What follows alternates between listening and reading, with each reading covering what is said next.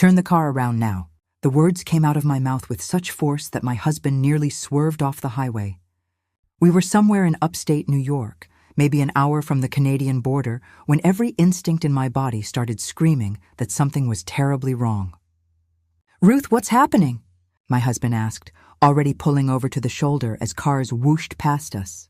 My hands were shaking as I stared at the innocent-looking overnight bag sitting in our back seat.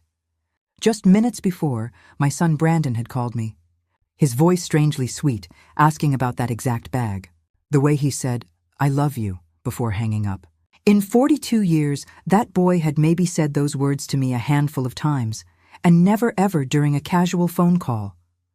"Something's not right," I whispered, my heart pounding. "We need to turn around right now." My husband looked at me with the same trust he'd shown for our 50 years of marriage. He didn't ask questions. He didn't argue. He just waited for a break in traffic and made a U-turn that probably saved both our lives. You see, what I discovered in that bag changed everything I thought I knew about my own son and the family I'd been supporting for years. What they had planned for me, what they were willing to sacrifice to solve their money problems. It was so devastating, so unthinkable that even now, months later, I can barely believe my own child would put me in such danger. But I'm getting ahead of myself. To understand how we ended up on that highway with me shouting at my husband to turn around before we crossed an international border, I need to tell you about the 5 years leading up to that moment. 5 years of generosity, sacrifice, and love that my son's family had taken completely for granted. Because you see, I'd been helping them financially ever since Brandon lost his job. Month after month, year after year, I'd been their safety net, their solution to every crisis. And they repaid that kindness by planning something so shocking, so criminal, that it could have destroyed my entire life. Let me start from the beginning, and you'll understand exactly why those 3 words, "turn the car around," were the most important I've ever spoken. Before we dive deeper into Ruth's story, please leave a comment telling us where you're watching from and subscribe to the channel. My name is Ruth Henderson. I'm 68 years old, and I live with my husband of 50 years in our cozy 3-bedroom home in Albany, New York. We raised 3 children in this house. And after decades of working as a school secretary, I retired with a modest pension and some savings that we'd carefully built up over the years. Life was good, peaceful even until 5 years ago when everything changed for our son Brandon's family. Brandon had been working as a warehouse supervisor for nearly 15 years when the company suddenly downsized. Just like that, at 42 years old, he found himself out of work with a wife, Amber, and their 3-year-old son to support. The job market was brutal. Even when Brandon did find work, it was always temporary positions that paid far less than what he'd been making. As his mother, how could I just stand by and watch my son's family struggle? It started small. A couple hundred here and there to help with groceries when things got tight, gas money so Brandon could keep looking for work. Then their landlord raised the rent, and they couldn't make the difference. What was I supposed to do? Let my grandson get evicted? Before I knew it, I was covering most of their major expenses every month: their rent, car payments, insurance, utilities. I was even buying all the groceries and paying for my grandson's daycare so Amber could work her part-time job at a nail salon. "Mom, I promise this is just temporary," Brandon would say whenever I handed him another check. "As soon as I get back on my feet, I'll pay you back every penny." Amber would nod along, though I noticed she never seemed quite as grateful as Brandon. Sometimes I'd catch her rolling her eyes when she thought I wasn't looking, or making little comments about how some people have it easier than others. But I pushed those feelings aside because family helps family, right? And oh, how I loved spending time with my grandson. I was babysitting him almost every weekend, taking him to the park, reading him stories, spoiling him the way grandmothers are supposed to do. Those moments made every sacrifice worth it. My husband would sometimes worry that we were giving too much. "Ruth, honey, we need to be careful about our own retirement," he'd say gently. But I couldn't bear the thought of my grandson going without. Besides, we were managing just fine on our pension and Social Security. The years blended together like that. Brandon would find a job, lose a job, find another one that didn't pay enough. I kept writing checks, kept covering their shortfalls, kept being the reliable safety net that held their whole lives together. By the time my grandson started school, I realized I'd been supporting them for almost 5 years straight. Not occasionally, not just in emergencies, but consistently month after month. They'd never had to worry about making ends meet because Grandma Ruth was always there to fill in the gaps. I thought I was being a loving mother and grandmother. I thought I was helping them get through a rough patch until they could stand on their own feet again. What I didn't realize was that somewhere along the way, my generosity had stopped feeling like a gift to them and had started feeling like an obligation. They'd gotten so used to my support that they began to expect it, to plan their lives around it, to see my money as their money. And when I finally, for the first time in 5 years, said no to one of their requests, well, that's when I discovered just how much my own family truly valued me beyond my bank account. Last January, everything changed with one phone call. My grandson had been attending the local public elementary school, and by all accounts he was doing well academically. But Amber got on the phone and painted a completely different picture. "Ruth, he's being bullied constantly," she said with dramatic concern. "These kids are so cruel, making fun of his clothes, excluding him from everything. The teachers don't care and the class sizes are huge. He comes home crying almost every day." My heart immediately went out to my grandson. What grandmother wouldn't be devastated hearing that her precious grandchild was suffering? "There's this wonderful private academy across town." Brandon jumped back in. Small classes, excellent anti-bullying policies, really individual attention for each student. It would solve all his problems. "That sounds perfect," I said, already imagining my grandson thriving in a better environment. "What do you need me to do?" "Well," Amber's voice got a little softer. "The tuition is pretty steep. It's about $15,000 for the remainder of this school term, and then it goes up to $18,000 annually after that." My stomach dropped. Those numbers were enormous compared to anything they'd ever asked for before. But then I thought about my grandson's tearful little face, and I almost said yes right there on the spot. Almost. "Let me think about this," I heard myself saying. "That's quite a bit more than our usual assistance." There was silence on the other end.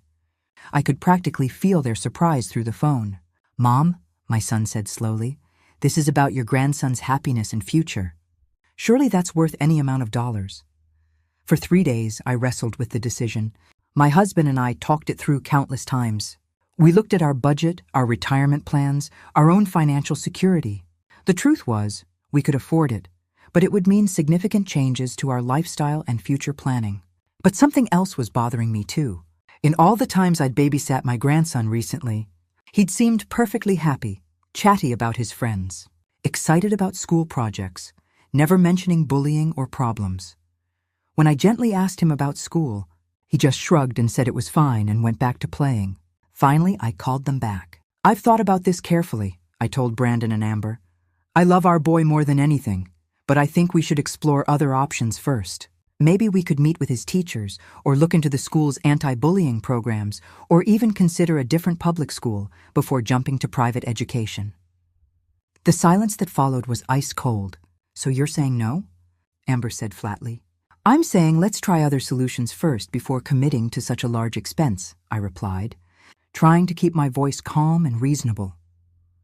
"Unbelievable," I heard her mutter to Brandon, though she clearly meant for me to hear it. "Some grandmother." The phone call ended shortly after that with promises to look into other options that I could tell they had no intention of pursuing. Within a week, everything changed. Suddenly, my weekend babysitting sessions were canceled. "We're busy this weekend," became the standard response when I'd call to ask about seeing my grandson. Family dinners at their house, which had been a monthly tradition, stopped being mentioned. When I'd call just to chat with my grandson, the conversations became awkward and rushed. "He's doing homework," or "he's playing with friends," or "it's not a good time," became Amber's usual responses. The worst part was running into them at the grocery store one afternoon. My grandson saw me and ran over with the biggest smile, throwing his little arms around my waist for a hug. But when Amber noticed, she quickly called him back with a sharp, "Come on, we need to go," and barely acknowledged my presence. My own grandson looked confused by his mother's cold behavior toward me. I could see it in his innocent little face. He didn't understand why Grandma Ruth suddenly wasn't welcome in their lives. For the first time in decades of providing assistance, I'd set one boundary. asked for one pause to consider alternatives, and this was their response. The message was crystal clear. My value to them was purely financial. The grandmother who had covered their expenses, watched their child, and been their safety net for half a decade was being punished for daring to say, "Let's think about this," instead of immediately writing a check. 2 months went by like this. 2 months of being shut out, of missing my grandson terribly, of wondering if I'd made a terrible mistake. I started to question myself. I started thinking maybe I should just pay the tuition and get my loved ones back. That's exactly when they called with their sudden change of heart and the invitation that would lead us to that highway in upstate New York. Looking back now, I realized those 2 months of cold treatment weren't punishment for saying no. They were preparation for something much worse. Then, just as suddenly as the freeze had begun, it ended. It was early April when my phone rang, and I heard my son's voice sounding more cheerful than it had in months. "Hey, Mom, how are you and Dad doing?" he asked with an enthusiasm that immediately caught my attention. After 2 months of barely speaking to us, this dramatic shift felt almost jarring. "We're fine, dear," I said cautiously. "How's everyone there?" "Great. Actually, that's why I'm calling. Amber and I have been talking, and we realized we've been way too stressed about everything lately. We thought maybe it would be good for all of us to get away together, spend some quality time as relatives." My heart leapt. Despite everything that had happened, I'd miss them terribly, especially my grandson. Amber's cousin has this beautiful cabin up in Quebec, right by a lake. She invited us all to come up for a long weekend. You, Dad, me, Amber, and our boy. What do you think? The idea of a trip together, of getting my loved ones back, was exactly what I'd been hoping for. Maybe they'd finally realize that our relationship was more important than disagreements about educational expenses. "That sounds wonderful," I told him. "When were you thinking?" "This coming weekend, actually. I know it's short notice, but Amber's cousin just had a cancellation, and the weather's supposed to be perfect. It would be such a great opportunity for our boy to see his grandparents and for all of us to reconnect." We made plans for them to drive up with us. My husband and I had a comfortable SUV that could fit everyone. And they mentioned something about bringing fishing gear and games for our grandson. "Oh, and Mom," Brandon added as we were finishing up the call. "Would you mind carrying one extra bag for us? Your car is packed pretty tight with all the kids' stuff and fishing equipment. It's just a small overnight bag." "Of course, sweetheart," I said without hesitation. What grandmother wouldn't help carry an extra bag? The night before we left, Amber dropped off the bag at our house. It was a standard black overnight bag. Nothing unusual about it. She was actually quite pleasant, chatting about how excited our grandson was for the trip and thanking us for agreeing to help with transportation. "He's been talking about seeing Grandma and Grandpa all week," she said with a smile that seemed genuine. "This trip is going to be so good for all of us." I went to bed that night feeling hopeful for the first time in months. The next morning, we decided to take 2 cars since there was so much luggage, fishing equipment, and supplies for the weekend. My husband and I took our SUV with the overnight bag and some of the gear, while Brandon drove their car with Amber and my grandson following behind us. The drive started out perfectly. Our grandson kept waving at us from their car, and we'd pull alongside at red lights so he could show us his travel games and snacks. It felt like old times, like we were a close-knit unit again.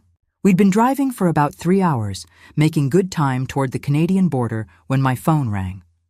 It was Brandon calling from their car behind us. "Mom, hey, quick question," he said, and something in his tone immediately put me on edge. There was a nervous quality to his voice that I'd never heard before. "Yeah, honey, that bag Amber gave you. You've got it with you, right? It made it into the car?" "Yes, of course. It's right here next to me." "Good, good. And you haven't? I mean, you didn't need to move anything around in it or anything, right?" The question was odd. Why would I be going through their personal bag? "No, sweetheart, I haven't touched it." "Why?" "Oh, no reason. Just making sure everything's secure for the border crossing. You know how careful they are these days." He paused and then said something that sent chills down my spine. "I love you, Mom. You know that, right?" "I really, really love you." My son had never in his entire adult life called me just to tell me he loved me. Never. And certainly never with that intensity, that almost desperate tone. I hung up the phone, but my hands were trembling. Every maternal instinct I developed over nearly 7 decades was suddenly screaming at me that something was terribly wrong. "Turn the car around now." That's when I shouted those words to my husband. The words that probably saved both our lives. We pulled over at the next exit, and while my husband kept everyone distracted, I quietly opened that innocent-looking overnight bag. What I found inside made my blood run cold. Carefully hidden beneath my grandson's folded pajamas and some of his favorite toys were small packages wrapped in plastic. Even at my age, I wasn't naive enough not to recognize what I was looking at. Drugs. A significant amount of them. My own son and his wife had planned to use me as an unwitting drug smuggler across an international border. They'd counted on my love for my grandson, my desire to reconnect with relatives, and my complete trust in them to carry their illegal cargo without question. If we'd been caught at that border, and with the way they were checking cars that day, we very well might have been. I would have been the one facing criminal charges. At 68, I would have been looking at years in prison for drug trafficking. And Brandon's phone call, that wasn't checking on the bag. That was him getting emotional, because he knew he was about to destroy his mother's life to solve his own problems. The worst part was realizing that this entire reunion trip had been planned from the moment I'd said no to that tuition. The cold treatment, the sudden reconciliation, the urgent timeline, the cousin's cabin. All of it had been a carefully orchestrated plan to manipulate my love for them into committing a federal crime. As I stared at those packages hidden among my grandson's innocent belongings, I realized that my own child was willing to sacrifice everything, my freedom, my reputation, my entire future, rather than learn to live within his means or find legal solutions to his financial troubles. That was the moment I understood that the Ruth who had spent half a decade enabling and supporting them was gone forever. Standing there on that highway shoulder, staring at those packages hidden beneath my grandson's innocent pajamas, I felt something shift inside me permanently. The Ruth who had spent half a decade making excuses for her son's poor choices was gone. The grandmother who had prioritized keeping peace over protecting herself had vanished in that moment of terrible clarity. My husband walked over quietly. "What did you find, honey?" I showed him the contents without saying a word. His face went white, then hard with an anger I'd rarely seen in our 50 decades of marriage. "We're going home," he said simply. "Right now." From their car behind us, I could see Brandon getting agitated, probably wondering why we'd stopped. My phone started ringing again, but I turned it off. I couldn't bear to hear his voice, knowing what he'd planned to do to me. The drive back to Albany was silent between my husband and me, but my mind was racing. Every moment of the past 2 months suddenly made perfect sense. The cold treatment after I'd refused the tuition wasn't punishment. It was preparation. They'd needed to create distance so that when they suddenly invited me on this trip, I'd be so grateful for the reconciliation that I wouldn't ask questions. They'd manipulated my love for my grandson, my desperation to repair our relationship, and my complete trust in them to nearly destroy my life. When we pulled into their driveway, Brandon and Amber were already out of their car, looking confused and increasingly panicked. "Mom, what's going on?" my son called out as I walked toward their front door with the overnight bag. "Why did we turn around? We were almost there." I set the bag down on their doorstep and looked at my son. Really looked at him. When had he become someone I didn't recognize? When had his struggles turned him into a person willing to sacrifice his mother's freedom for his own convenience? "I know what's in the bag," I said quietly. The color drained from both their faces. Amber grabbed my son's arm, and I could see them exchanging panicked glances. "Mom, I can explain," Brandon started. "No," I cut him off, my voice steady despite my trembling hands. "There's nothing to explain. You planned to use me to commit a federal crime. You were willing to let me face prison time to solve your financial problems." "It wasn't like that," Amber burst out. "We were desperate. We owe people significant amounts, and they were threatening us. We thought if we could just make one trip." "You thought you could sacrifice me instead of dealing with your own choices," I finished for her. My grandson was standing behind them, looking confused and scared by the adult's strange behavior. My heart broke for him, caught in the middle of his parents' terrible decisions. "I want you to listen to me very carefully," I continued, my voice growing stronger. "I will no longer be providing any financial assistance to your household. No rent help, no car payments, no groceries, no emergency funds, nothing. Mom, you can't be serious, Brandon said, desperation creeping into his voice. We depend on that support. We can't survive without it.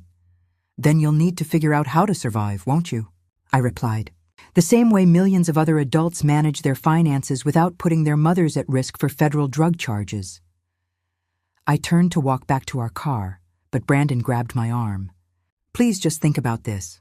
We made a mistake, but if you cut us off now, we'll lose everything. The house, the cars, everything. I gently pulled my arm free and looked at him one last time. You were willing to let me lose everything. My freedom, my reputation, my entire future. Now you'll have to face the consequences of your own choices. As we drove away, I could see them in my rearview mirror, standing in their driveway holding that bag, probably realizing for the first time that their financial safety net was gone forever. That night, I sat at my kitchen table and made a list of every automatic payment, every monthly check, every form of assistance I'd been providing. The total was staggering. I'd been essentially subsidizing their entire lifestyle for so long that I'd forgotten what our own budget looked like without those expenses. Within a week, I'd canceled every form of support. The bank accounts they had access to for emergencies, the credit card I'd given them for groceries, the automatic payments for their car insurance, all of it gone. I also did something else that night. I called a lawyer and described what had happened, asking what legal steps I should take to protect myself. He was horrified by their plan and helped me document everything in case they ever tried to claim I'd been involved willingly. For the first time in decades, I was putting my own safety and well-being ahead of my son's convenience. It should have felt selfish, but instead, it felt like the most responsible thing I'd ever done. Because the truth was, by enabling their poor choices for so long, I hadn't been helping them. I'd been preventing them from learning to solve their own problems, to live within their means, to make adult decisions about their lives. And now, finally, they would have to. 4 weeks after I cut them off, reality hit them hard. My phone started ringing constantly. First it was Brandon, then Amber, sometimes even using my grandson's phone to try to guilt me into answering. I let every call go to voicemail. The messages started out angry. Mom, our credit cards are being declined everywhere. You can't just abandon us like this. Then they became desperate. Please, we're about to lose the house. Just help us one more time and we'll figure something else out. But I'd heard those promises before for 5 long decades. This time I stayed strong. Then came the call from my daughter-in-law's sister, whom I barely knew. Ruth, I think you should know that Amber and Brandon are planning to try that Canada trip again, she said quietly. But this time they're planning to go themselves. They're desperate, and I'm worried they're going to do something stupid. My blood ran cold. Even after everything that had happened, they were still planning to traffic drugs rather than find legal solutions to their debt problems. When I asked this weekend, they asked me to watch their son. They said they were going on a business trip for a couple of days. I immediately called my lawyer. He advised me to contact the authorities with this information, but I couldn't, even after what they tried to do to me. That Saturday morning, I was drinking coffee in my kitchen when my phone rang. It was a number I didn't recognize. Is this Ruth Henderson? A woman's voice asked. Yes, this is Officer Martinez with U.S. Border Patrol. Your son Brandon Henderson and daughter-in-law Amber Henderson were arrested early this morning, attempting to cross into Canada with illegal substances. They listed you as their emergency contact. My hands started shaking, but not from shock. I'd known this call was coming. Where is their son? I managed to say. He's currently with a family member, but Child Protective Services needs to arrange proper placement since you're listed as next of kin. Within hours, I was filling out emergency custody paperwork. My grandson, confused and scared, came home with me that afternoon, carrying a small suitcase and his favorite stuffed animal. Grandma Ruth, he asked that first night, as I tucked him into the guest bedroom that would become his room. When are Mom and Dad coming back? How do you explain to an 8-year-old that his parents chose to risk everything, including him, rather than learn to live responsibly? They made some bad choices, sweetheart, I told him gently. But you're safe here with Grandpa and me, and we're going to take very good care of you. Over the following months, the legal process unfolded exactly as I'd expected. Brandon and Amber were sentenced to 18 months in federal prison. The house they couldn't afford without my assistance went into foreclosure. Their cars were repossessed. But you know what? I felt no satisfaction in their downfall, only sadness that it had come to this, and relief that my grandson was safe. The custody hearing was surprisingly straightforward. Brandon and Amber, facing significant prison time, agreed to sign temporary custody to me rather than risk their son going into the foster care system. My lawyer helped us establish a clear arrangement that protected everyone's interests. My grandson started at a new school near our house, the same excellent public school where I'd once worked as a secretary. The teachers there remembered me fondly and went out of their way to help him adjust. No expensive private academy was needed, just caring adults and a stable environment. In the evenings, he'd do his homework at my kitchen table while I prepared dinner. My husband taught him to play chess and helped him with math. We read stories together every night, the same way I'd done with Brandon when he was small. Slowly, my grandson's confusion faded and was replaced with a sense of security he'd never really had before. No more parents fighting about finances, no more uncertainty about whether bills would be paid, no more adults making desperate choices that put everyone at risk. "Grandma," he said to me one day about 6 months after he'd come to live with us, "I like it here. It's quiet." That's when I realized what we'd all been missing. Peace. Simple, ordinary peace that comes from living within your means, making responsible choices, and putting the well-being of children first. As for Brandon and Amber, they write occasional letters from prison. Brandon's letters are full of apologies and promises to do better when he gets out. Amber's are mostly complaints about prison conditions and reminders that I owe them for all the difficulties they're facing. I don't respond to either of them. My lawyer has advised me that when they're released, they'll likely seek to regain custody of their son. We're already preparing for that legal battle, documenting the stable home environment we've provided and the educational progress my grandson has made. But for now, our days are filled with school projects, weekend fishing trips with my husband, and quiet evenings reading together on the couch. My grandson is thriving in ways I never saw when he was caught in the chaos of his parents' financial irresponsibility. And me, I've learned that sometimes the most loving thing you can do is refuse to enable destructive behavior, especially when it's coming from your own child. I'm 73 now, and I have no idea how many more decades I have left. But I know I'll spend whatever time I have raising my grandson to be the kind of man who solves problems honestly, treats people with respect, and never, ever asks someone else to pay the price for his mistakes. That's my story. That's how a grandmother's protective instincts and willingness to set boundaries saved not just her own life, but gave her grandson the stable childhood his parents couldn't provide. Sometimes the most powerful thing you can say to people who take advantage of your generosity isn't, "I'll help you one more time." Sometimes it's, "I love you too much to keep enabling you." And sometimes that's exactly what the next generation needs to hear. So that's my story. I'd love to hear what you think. Have you ever had to set difficult boundaries with family members who were taking advantage of your generosity? Let me know in the comments and subscribe for more stories like mine.